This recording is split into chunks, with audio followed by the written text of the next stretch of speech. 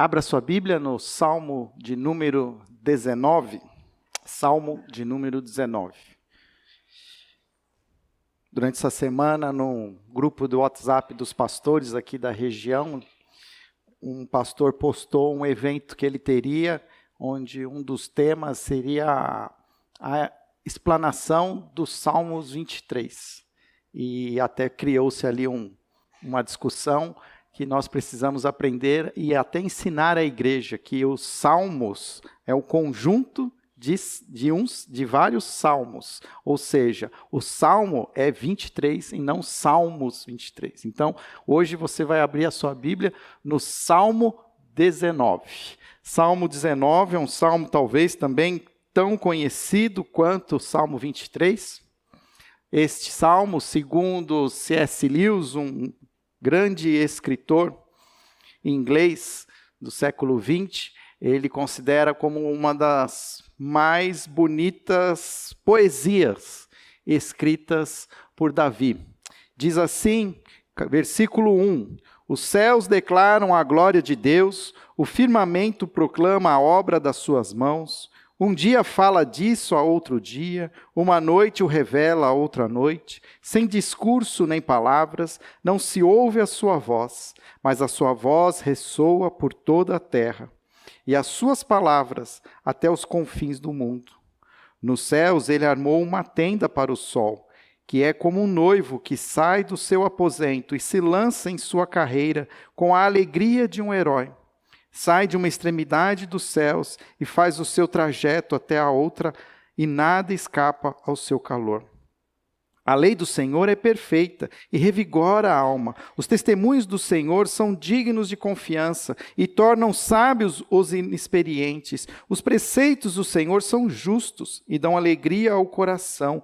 Os mandamentos do Senhor são límpidos e trazem luz aos olhos. O temor do Senhor é puro e dura para sempre. As ordenanças do Senhor são verdadeiras, são todas elas justas. São mais desejáveis do que o ouro, do que muito ouro puro, são mais doces do que o mel, do que as gotas do favo. Por elas o teu servo é advertido, há grande recompensa em obedecê-las. Quem pode discernir os próprios erros? Absolve-me dos que desconheço. Também guarda o teu servo dos pecados intencionais, que eles não me dominem. Então serei íntegro, inocente de grande transgressão. Que as palavras da minha boca e a meditação do meu coração sejam agradáveis a ti, Senhor, minha rocha e meu resgatador. Vamos orar mais uma vez. Ó Pai, pedimos que o Senhor fale aos nossos corações através da tua palavra que lemos. Nós cremos, Senhor, que a tua palavra é viva e eficaz. Ela é, Senhor, suficiente para as nossas vidas e queremos aqui entender também como sermos, de fato, adoradores de um Deus vivo e que essa palavra hoje nos traga este caminho para a verdadeira adoração. Essa é a nossa oração e oramos em nome de Jesus. Amém. Como eu disse no início deste culto, nós vamos começar e o meu convite a você é que você faça conosco uma jornada que estamos chamando do caminho da devoção, um movimento da igreja para se aproximar mais de Jesus. Hoje pela manhã, às 9 horas, aproveitando o horário da EBD, eu trouxe uma introdução a essa jornada, o porquê queremos fazer isso acontecer neste momento, e ela tem muito a ver com a própria tradição cristã de, a partir da quarta-feira de cinzas, nos prepararmos durante os 40 dias para podermos celebrar a Páscoa, mas não sem nos aquecer, não sem nos preparar para isso. E esta jornada de devoção, eu tenho explicado ela como sendo um grande retiro espiritual.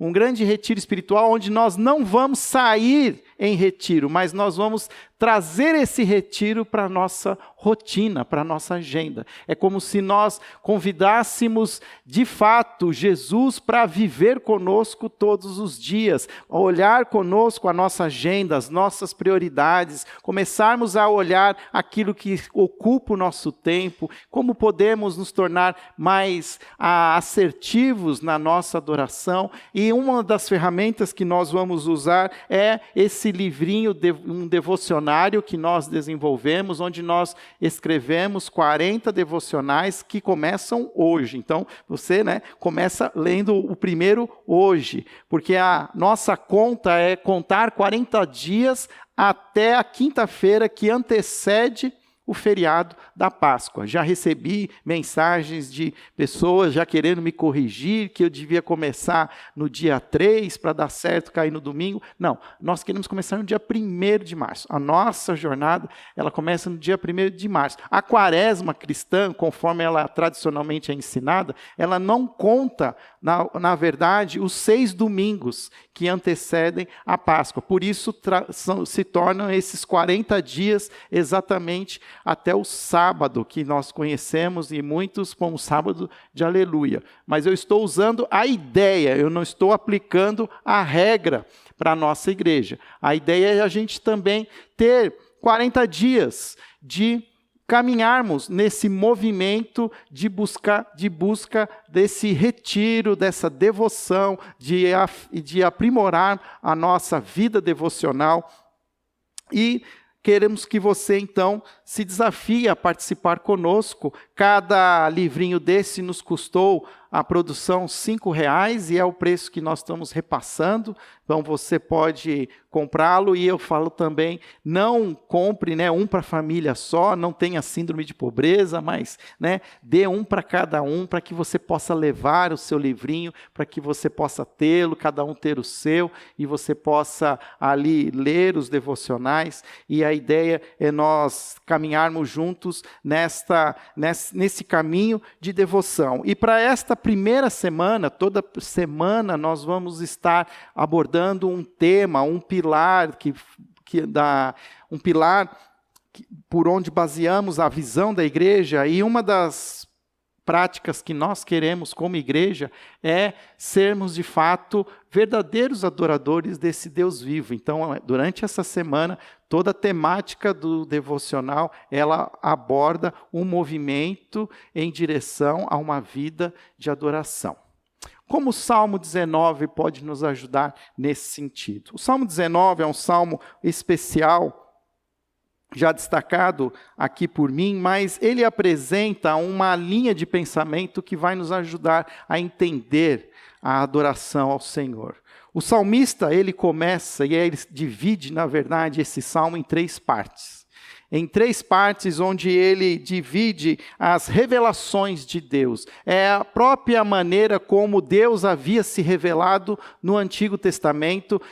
O salmista espelha essa revelação agora nesse salmo. E a primeira parte, do versículo 1 até o versículo 6, nós vamos ver o que o salmista vai chamar da revelação geral de Deus. Como é que Deus se revela? Ele tem uma primeira revelação. Essa revelação ela é uma revelação geral, ampla, que se dá a partir da sua criação. E ele diz: os céus declaram a glória de Deus, o firmamento proclama a obra das suas mãos. Um dia fala disso a outro dia, uma noite o revela a outra noite. Sem discurso, nem palavras, não se ouve a sua voz, mas a sua voz ressoa por toda a terra, e as palavras até os confins do mundo. Nos céus ele armou uma tenda para o sol, que é como o noivo que sai do seu aposento, e se lança em sua carreira com a alegria de um herói. Sai de uma extremidade dos céus e faz o seu trajeto até a outra, e nada escapa do seu calor.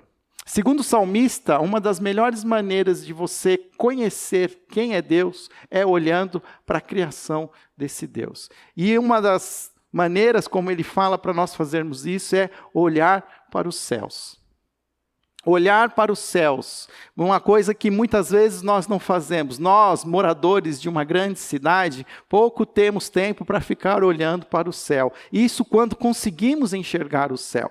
Muitas vezes o céu é um céu poluído, é um céu cinzento, é um céu sem cor.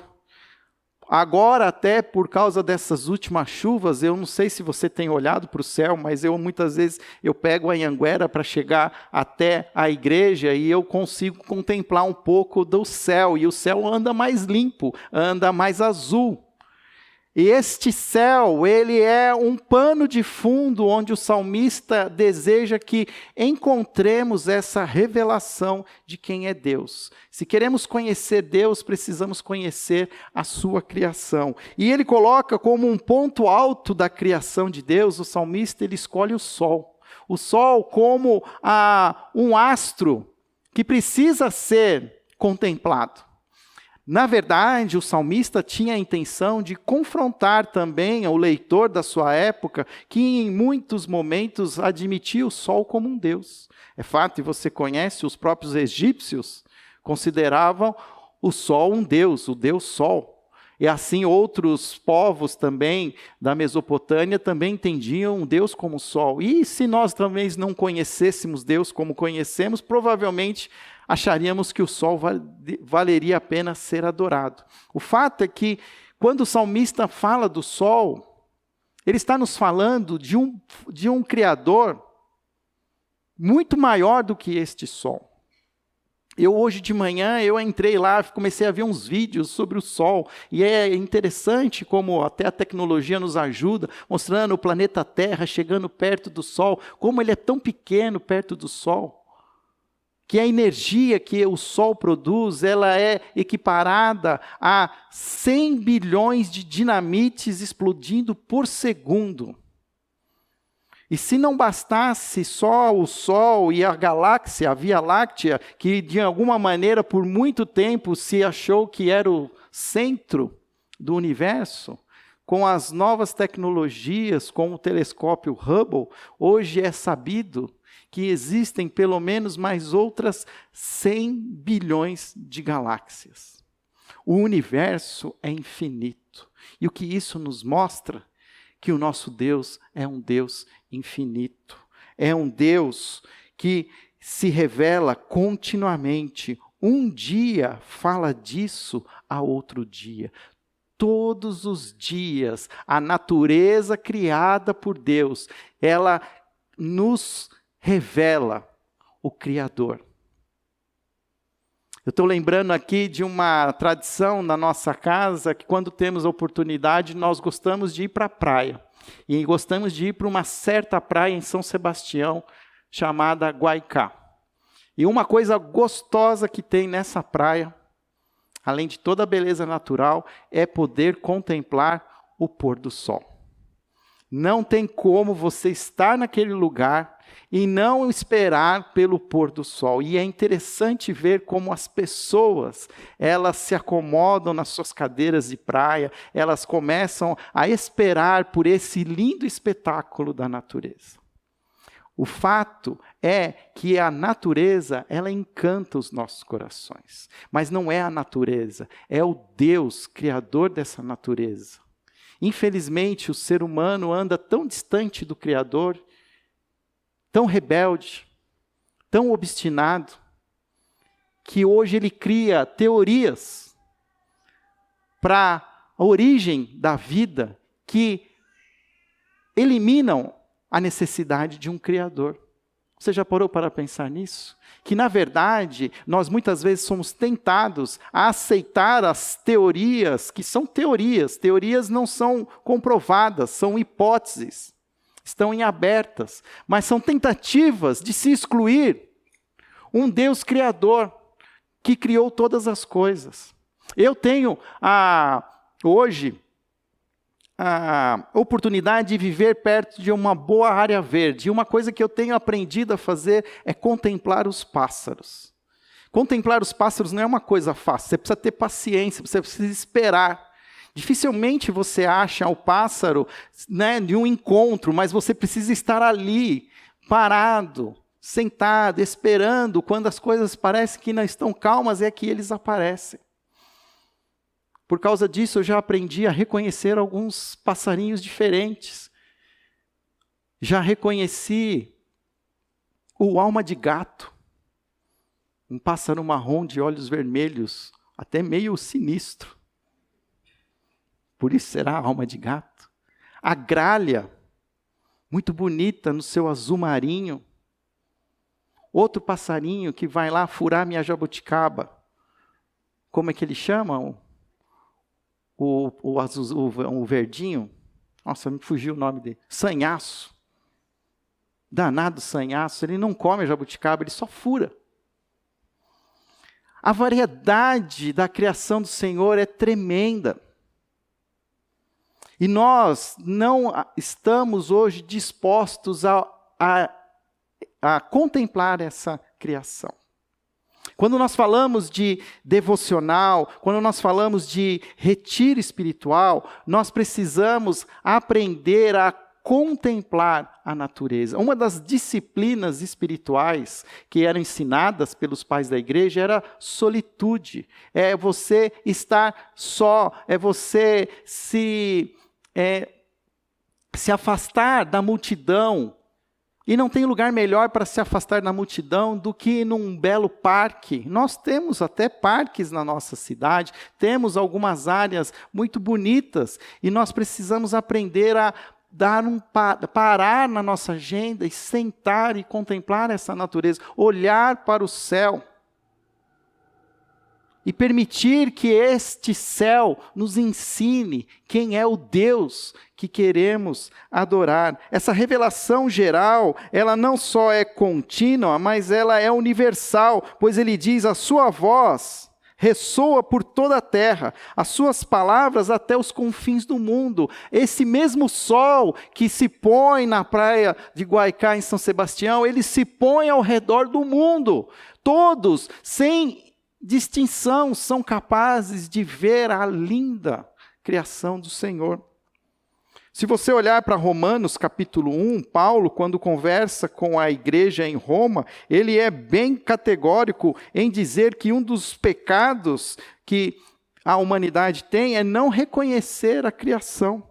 Ele diz no versículo 18 do capítulo 1, portanto, a ira de Deus é revelada dos céus contra toda impiedade e injustiça dos homens, que suprimem a verdade pela injustiça.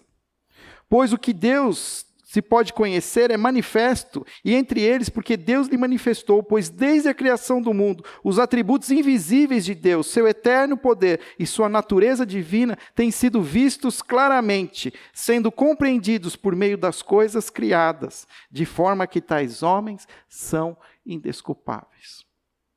Apenas pela revelação geral, já somos culpados por não adorar ao Deus Criador e ficarmos focados apenas na criação. O que nos torna muitas vezes indesculpáveis é porque nós vamos adorar as coisas criadas sem olhar para o Criador de todas as coisas. Mas se não bastasse a revelação geral, o salmista ele parte a partir do versículo 7 para uma outra revelação. Uma revelação que nós chamamos da revelação especial. Essa revelação especial, ela é nos dada através da palavra de Deus, através da Bíblia. O versículo 7 diz: a lei do Senhor é perfeita e revigora a alma, os testemunhos do Senhor são dignos de confiança e tornam sábios os inexperientes. Os preceitos do Senhor são justos e dão alegria ao coração. Os mandamentos do Senhor são límpidos e trazem luz aos olhos. O temor do Senhor é puro e dura para sempre. As ordenanças do Senhor são verdadeiras, são todas elas justas. São mais desejáveis do que o ouro, do que muito ouro puro, são mais doces do que o mel, do que as gotas do favo. Por elas o teu servo é advertido, a grande recompensa em obedecê-las. Se não bastasse a criação que nos traz uma revelação geral, nós ainda temos o privilégio de ter a revelação especial que vem através da sua palavra, das Escrituras. Se no primeiro na primeira revelação, a revelação geral, o próprio nome de Deus é um nome generalizado, genérico, porque o que aqui nós vemos em português, ele diz que os céus declaram a glória de Deus, no hebraico seria como eles chamam um Deus de maneira genérica, El, um Deus que é reconhecido por ser o Deus criador, mas é ainda um Deus com o qual não se relaciona. Mas quando nós vamos para o versículo 7, o nome de Deus muda.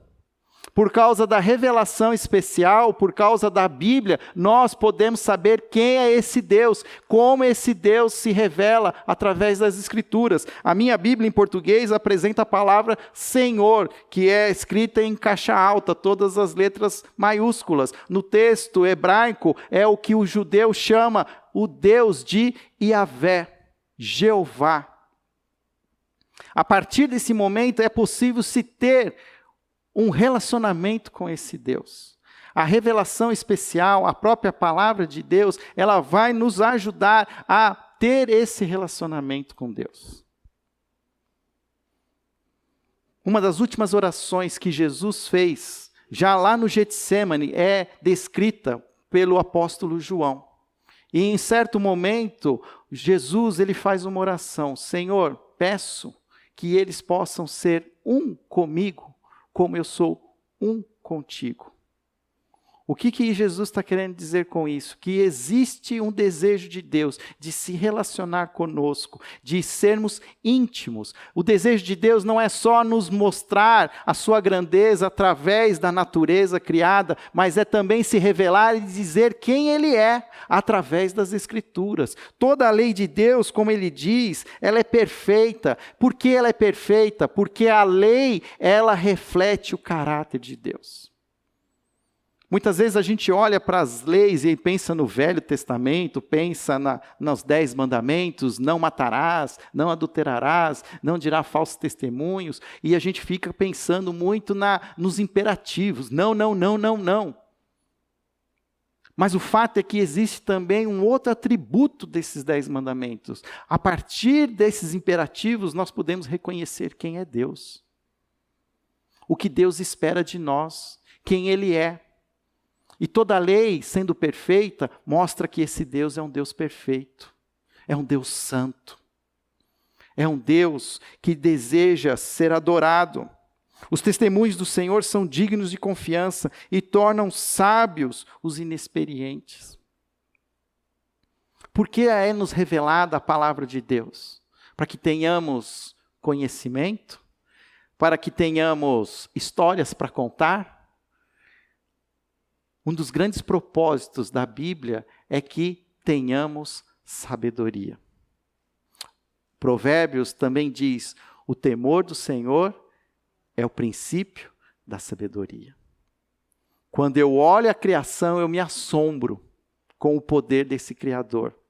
Assombro é um sinônimo de temor. Não é medo, mas é um assombro, é um respeito. É como se você vai para trás diante de tamanha grandeza. E quando nós olhamos para isso, nós começamos então a entender que existe algo superior a nós. E o grande desafio é conhecer essa superioridade, é entendê-la, é relacionar com ela. E para isso nós precisamos de sabedoria. Quantos de nós, no nosso relacionamento com Deus, nós muitas vezes ficamos em dúvida. Por quê? Por que assim? Por que não desse jeito? Por que a gente faz assim e as coisas acontecem de outro jeito? Tiago também nos diz, se você precisa de sabedoria, peça a Deus, que a todos dá. O próprio Deus é a fonte da sabedoria. Mais que conhecimento da palavra, nós precisamos, através dessa palavra, adquirir a sabedoria. Os mandamentos do Senhor são límpidos e trazem luz aos olhos. Salmo 119, 105 diz o quê? Lâmpada para os meus pés é a tua palavra e luz para os meus caminhos. É como se eu fosse aqui, transformando-se essa Bíblia numa lâmpada. E que quando eu acendo, ela ilumina um caminho. Ela aponta para um caminho de relacionar-se com Deus. Ela não é a ferramenta que me faz me relacionar com Deus, mas ela mostra o caminho. Ela faz com que eu tenha luz aos meus olhos. Quem se declarou como a luz do mundo? Eu sou a luz do mundo, Jesus. A Bíblia, quando ela é lida de maneira correta, ela aponta para Jesus. O tempo todo está se mostrando que existe um caminho para esse relacionamento com Deus, que é através da pessoa de Cristo. O temor do Senhor é puro e dura para sempre. As ordenanças do Senhor são verdadeiras e todas elas justas. Nós, no nosso pecado, nós muitas vezes contestamos a palavra. Nós achamos ela muitas vezes dura. Nós achamos ela difícil de ser seguida. Mas o texto diz que elas são verdadeiras, elas são justas. E se eu as experimentar de todo o coração, eu sou capaz de ter prazer nelas, a ponto de elas se tornarem mais desejáveis para mim do que ouro, do que riqueza. E não só isso, o salmista, ele também traz para nós a questão do paladar, a ponto dele dizer que são mais doces do que o mel, do que as gotas do favo. Na antiguidade não se tinha açúcar como tem hoje. O que era mais doce era o que se tinha na natureza, e nada era mais doce do que o mel. Hoje de manhã eu fiz aqui a minha interpretação contemporânea. Eu falaria assim, que são mais doces do que leitinho trufado da Sergel. É capaz de deixar nas nossas bocas um gosto doce. Será que nós somos capazes de beber da palavra a ponto de o nosso paladar sentir prazer? Por elas o teu servo é advertido, e a grande recompensa em obedecê-las. Quem pode discernir os próprios erros? A partir do versículo 12, então ele passa para uma terceira revelação. Se a primeira revelação era uma revelação geral, a segunda é uma revelação especial. A última revelação é o que nós chamamos da revelação pessoal. O que eu faço com isso? Como eu vou trazer isso para a minha vida? E aí o salmista, na sua sinceridade, ele faz uma pergunta: quem pode discernir os próprios erros? Absolve-me dos que desconheço. Quando começamos a caminhar mais perto de Deus e da leitura da palavra, nós começamos a ver o quão distante nós estamos do que Deus deseja que sejamos. E nós começamos, inclusive, a descobrir costumes, hábitos que nos confrontam, que nos afastam de Deus. É muito fácil viver nas trevas, pois as trevas encobrem os nossos pecados. Nas trevas nós nos escondemos, mas quando nós nos aproximamos da luz, a luz, ela ilumina os nossos defeitos, ela deixa em evidência as áreas da nossa vida em que precisamos de mudança. Quando nós convocamos a igreja a participar conosco dessa jornada de devoção, nós estamos sim convocando a igreja a sair da sua zona de conforto, a, de alguma maneira, aprender que vamos ter conflitos internos, vamos ter que mexer. Não é possível viver 40 dias num caminho de devoção sem que haja desconforto, sem que nos sejamos confrontados com pequenos maus hábitos. Qual é o primeiro mandamento? Vamos lá, resgatar lá os 10 mandamentos. O Senhor, o seu Deus, é o único Deus. Não terás outros deuses diante de mim. Quais são hoje os deuses que nós estamos incluindo na nossa adoração? Além de adorar a Deus, é muito fácil nós, na nossa rotina, nós começarmos a agregar outros deuses, pequenas coisas, até mesmo coisas simples, até coisas necessárias, coisas importantes como a própria comida, que é tão essencial, mas que pode se tornar um Deus para as nossas vidas. Quantas vezes a gente não ouve alguém contar que não é como é que ele fala? Diz assim: eu não sou ninguém antes de uma xícara de café.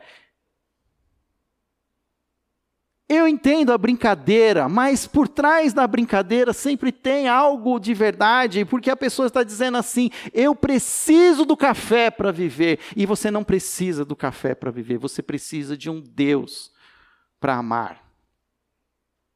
E talvez esse é o desafio que nós temos para essa jornada de devoção, é começar a fazer o que o salmista diz: quem pode discernir os próprios erros? Absolve-me dos que desconheço. Também guarda o teu servo dos pecados intencionais, que eles não me dominem.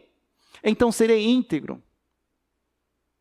É entrar numa jornada de peito aberto. Senhor, eu estou disposto a me tornar uma pessoa melhor. Eu quero ser um homem melhor. Eu quero ser uma mulher melhor. Eu quero me tornar uma pessoa íntegra, inteira, toda dedicada a Ti, todas as áreas da minha vida. E eu quero me expor à luz, que o Senhor me revele. Mas essa é uma oração perigosa. Mas ela é totalmente apropriada, inclusive para um momento como nós vamos celebrar daqui a alguns minutos, da ceia do Senhor. Nós não podemos chegar à mesa com Jesus sem discernir a nossa própria vida. Nós não podemos receber um Jesus inteiro sem responder de maneira inteira. O fato é que Jesus, ele se entregou inteiramente na cruz por nós, e o que muitas vezes a gente faz, a gente se entrega pela metade ou em parte. Isso está tudo bem, mas essa parte não, Senhor, essa parte é minha ainda. E eu falo com relação à nossa moral, à nossa sexualidade, o nosso dinheiro, os nossos pensamentos, as nossas ideologias. Hoje as nossas ideologias, elas nos dominam. E se fôssemos de fato discípulos de Jesus, toda ideologia devia ser quebrada pelo amor incondicional que Ele reparte conosco. Por isso que o convite que nós fazemos a você de participar conosco nessa jornada é se permitir perceber quais são os costumes, os hábitos, as idolatrias, as compulsões que vocês têm e que nós podemos buscar nos purificar, nos livrar dela, a ponto de nós podermos chegar no último versículo, que é onde ele diz que as palavras da minha boca e a meditação do meu coração sejam agradáveis a Ti. A verdadeira adoração, a genuína adoração, ela acontece quando nós devolvemos a Deus aquilo que nós sentimos de Deus. Vou repetir, a verdadeira adoração, ela acontece quando Jesus fala para a mulher samaritana que Deus é Espírito e procura por verdadeiros adoradores que o adorem em espírito e em verdade. O salmista tem uma resposta. O que significa adorar a Deus em espírito e em verdade? Que as palavras dos meus lábios e o meditar do meu coração sejam agradáveis a Ti. Ou seja, a adoração genuína, ela acontece quando somos capazes de devolver a Deus o prazer que Ele nos dá. É como naquele dia da transfiguração, que Jesus, junto com Moisés e Elias, naquele alto daquele monte, a pomba, o Espírito Santo desce e uma voz do alto diz: este é o meu filho amado, em quem tenho prazer. Essa é a mesma situação que Deus deseja olhar para mim e falar: este é o Fábio, meu filho amado, em quem eu tenho prazer. Se queremos ser verdadeiros adoradores, devemos olhar para esse Deus que se revela através da criação e das Escrituras e entregar para Ele algo que lhe dê prazer. E não há nada mais que dê prazer a Deus do que a nossa entrega inteira. O meditar do meu coração, as palavras da minha boca, aquilo que é ouvido, falado e aquilo que é pensado, aquilo que é percebido e aquilo que não é sabido. mas inteiramente sejamos escaneados por Deus e Deus só encontra em nós algo que o agrade. É um tremendo desafio. É um tremendo desafio. Que as palavras da minha boca e a meditação do meu coração sejam agradáveis a Ti, Senhor, minha rocha e meu resgatador. Quando o salmista escreveu esse texto, ele ainda não tinha a última revelação, a revelação do Filho. Mas ele já, profeticamente, já aponta que só seríamos capazes de manter uma adoração genuína se tivéssemos alguém que nos resgatasse. Senhor, minha rocha e meu resgatador. Louvado seja o nome do Senhor, Deus, que enviou seu Filho Jesus para nos resgatar do império das trevas e nos transportar para o reino do seu amor. Nós fomos resgatados. Nós hoje, 2020 anos depois de Cristo, podemos declarar que nossas vidas são resgatadas pelo sangue de Jesus derramado na cruz. E toda a vida cristã que nós vamos viver já habita em nós. Eu lembrei de manhã também daquele episódio quando Jacó decide sair debaixo da tutela do sogro. Ele fala para todo mundo, catem suas coisas que nós vamos embora. E Jacó ainda era uma pessoa que ainda estava sendo confrontada por Deus, ele ainda tinha medo das confrontações, ele vai fazer essa ruptura sem comunicar, ele vai sair quando ninguém percebe, ele pede para que Lia, pede para Raquel, peguem as suas coisas, vamos levar todas elas e vamos caminhar. Eu entendi, eu ainda estou aprendendo, mas eu já entendi que eu preciso caminhar, eu preciso seguir em frente. E aí, o texto diz que Raquel vai nos aposentos do pai e pega os deuses do pai. O que eu quero com essa palavra dizer para você é que Jesus está nos convidando para segui-lo. Sigam-me. Neguem-se a si mesmo. Neguem-se diariamente. A jornada, esse movimento de devoção é um caminho, nós precisamos seguir, mas há um perigo de nós sermos como Raquel, que vai trazer juntos os seus deuses, porque pode ser que a gente precise, eu não sei o que vai acontecer nesses 40 dias, vai que... E quando nós fazemos isso, nós diminuímos quem é Jesus nas nossas vidas. E Jesus é suficiente. Nós precisamos aprender que Jesus é suficiente. Qual é o resultado que nós queremos no final dessa jornada? É nos tornarmos pessoas mais leves, mais íntegras, menos presas a maus comportamentos, a maus hábitos. É sabendo definir quem nós somos em Cristo Jesus. É sabendo dizer quais são as lutas que nós temos. É saber dizer que nós não somos perfeitos, que nós estamos lutando, mas os pecados têm nome e nós não nos identificamos com esse pecado. Eu não sou um bêbado, eu não sou uma pessoa que consome pornografia, eu na verdade luto contra essas coisas, porque nós vamos entender que nós somos filhos amados de Deus, salvos em Cristo Jesus. Nós vamos entender a nossa identidade em Cristo. Por isso eu quero convidar você a celebrar a ceia do Senhor comigo agora. Enquanto a banda se reúne, eu quero chamar aqueles que vão nos ajudar a distribuir os elementos da ceia.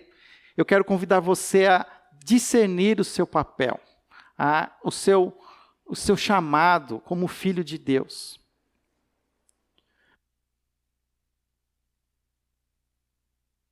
Se você um dia entendeu quem é Jesus, se você um dia declarou que Jesus é o seu Senhor e Salvador, e publicamente deu esse testemunho, se batizando, em nome do Pai, do Filho e do Espírito Santo.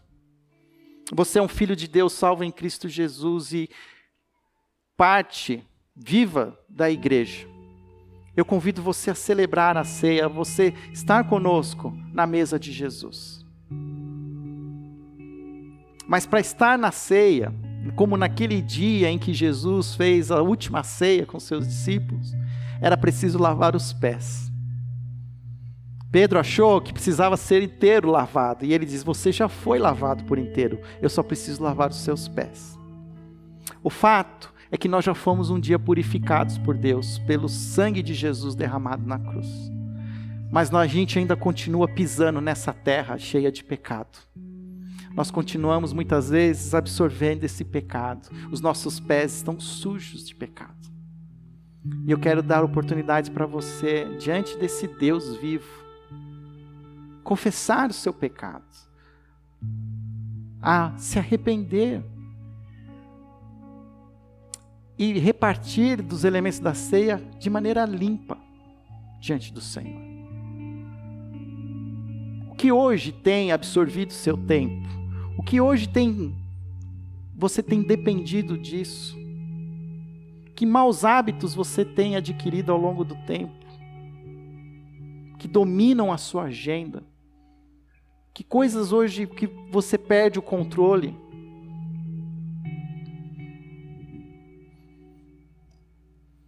Talvez você tenha que parar com algum mau hábito que não está sendo saudável. O que você está assistindo? O que você está jogando? O que você está bebendo? O que você está comendo?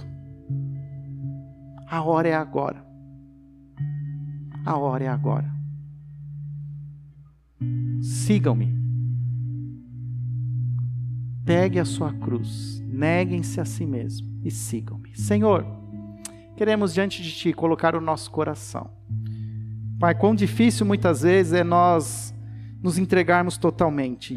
Mesmo conscientes da Tua vontade, ó Pai, há uma luta interior no nosso coração, uma natureza humana que se põe, ó Pai, com tal força, que nós nos sentimos muitas vezes impotentes diante de tudo isso que está acontecendo, Pai. Mas clamamos pela Tua graça e a Tua misericórdia.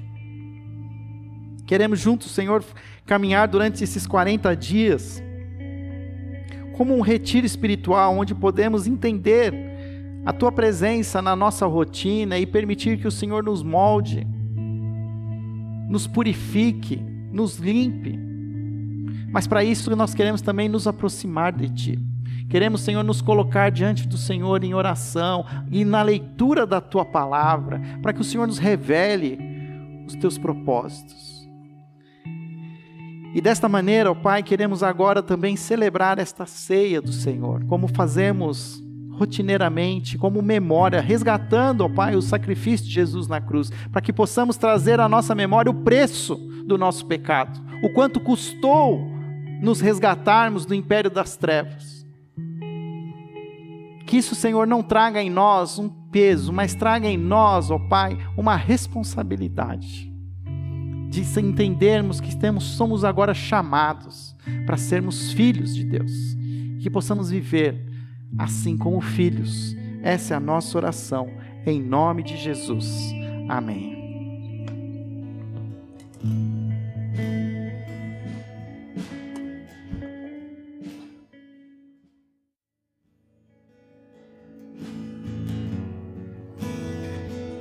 O apóstolo Paulo, quando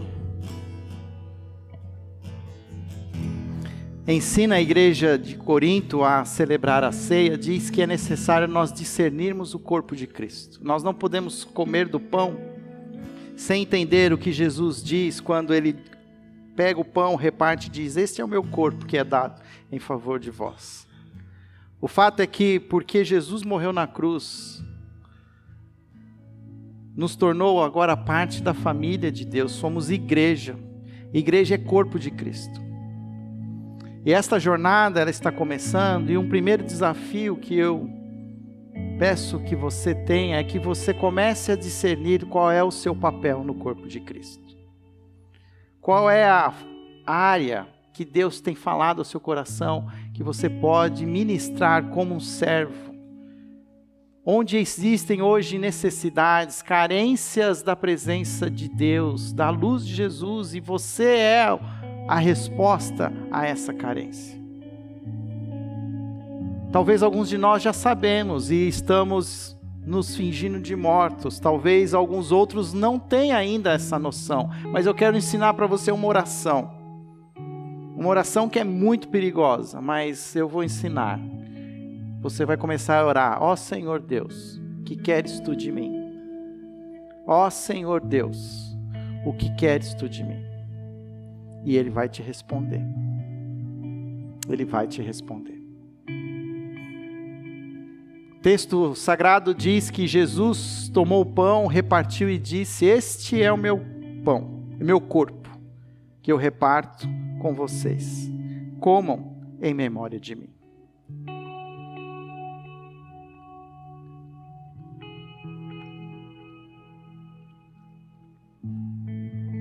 Obrigado, ó Pai, pelo privilégio que o Senhor nos dá de pertencermos ao corpo, de fazermos parte da Tua igreja, Pai, e queremos, ao comer do pão, nos engajar, nos comprometer com a igreja de Cristo. Queremos nos engajar, ó Pai, com essa igreja universal, que reúne todos os crentes em Cristo Jesus, de ontem, de hoje, de amanhã. Mas também queremos nos engajar agora, com a própria igreja reunida neste lugar. Por isso, Senhor, ministra no nosso coração. Queremos permitir que o Teu Espírito nos mostre como sermos, de fato, os servos que o Senhor deseja que sejamos. Como devemos ser, ó Pai, os diáconos que o Senhor nos chama para ser, os dispenseiros da Sua mesa, que possamos repartir, ó Pai, aquilo que já estamos aprendendo e recebendo, também com as pessoas que estão ao nosso redor. E o Senhor tem nos dado dons, tem nos dado talentos, que nós não desperdicemos, ó Pai, esses recursos, mas possamos aplicá-los no Teu reino, aplicar na vida de outras pessoas, para que outros também possam entender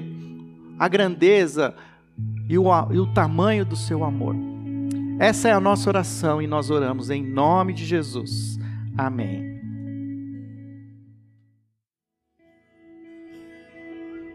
Quando Jesus toma o cálice em suas mãos, Ele também diz: este é o sangue da minha aliança. Para que pudéssemos ser parte do corpo de Cristo, foi necessário sacrifício, foi necessário derramamento de sangue. Somente pelo sangue de Jesus há purificação, há perdão de pecados. Se ao comer do pão nós temos que entender que temos um chamado e devemos cumpri-lo e precisamos agregar à nossa realidade essa tarefa de sermos parte efetiva da igreja de Cristo, quando nós tomamos do cálice, nós precisamos ter um outro movimento da entrega, do deixar, do abandonar uma vida impura, de abandonar maus hábitos. Ao beber do cálice, eu preciso dizer com todos os nomes qual é o meu pecado e por que Jesus morreu na cruz por mim, porque tinha uma razão, tinha algo que você precisa ser liberto, tem algo que você precisa começar a confrontar, a mostrar e deixar que o sangue de Jesus opere sobre a sua vida. Por isso, eu digo que essa jornada, ela vai ser desconfortante. Ela vai nos confrontar. Vai nos mostrar quem nós somos de fato. E como nós devemos lidar com as situações e até mesmo aprender, adquirindo novos hábitos, deixando coisas para trás. Antes de tomar desse cálice, talvez o Espírito já está te confrontando. Já está dizendo o que é que você precisa parar, que você precisa dizer basta, chega.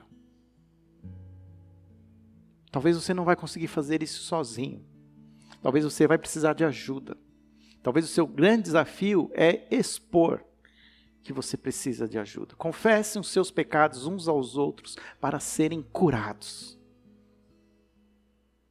O sangue de Jesus traz perdão de pecados, mas a cura vem por confessar um ao outro. Eu não estou dizendo que você vai abrir, expor as suas mazelas, mas que você precisa ter alguém, um companheiro de jornada, uma parceira de jornada, alguém que caminha ao seu lado, que te ajude e luta como você.